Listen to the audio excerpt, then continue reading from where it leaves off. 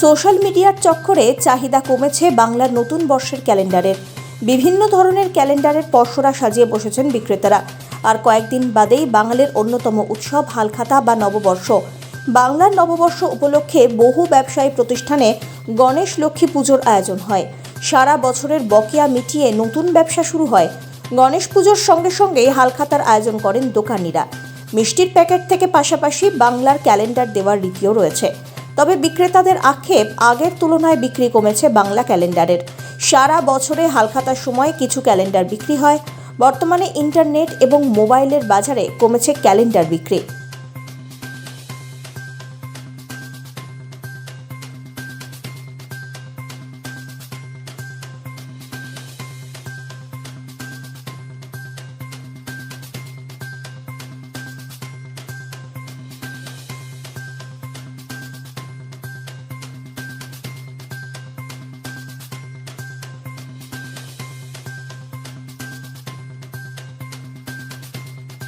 যে 500 টাকা করছো, এখন 100 টাকা করে যদি বলে তাহলে 500 ক্যালেন্ডার 500 টাকা বেড়ে যাচ্ছে, অটোমেটিক ওই কিন্তু 100 ক্যালেন্ডার কিন্তু কমে যাচ্ছে, কোয়ান্টিটিটা কমে যাচ্ছে। কোয়ান্টিটি কমে গেলে আমাদের তো ব্যাপারটা কোয়ান্টিটির উপর, আমাদের যত কোয়ান্টিটি হবে তত আমাদের ভালো।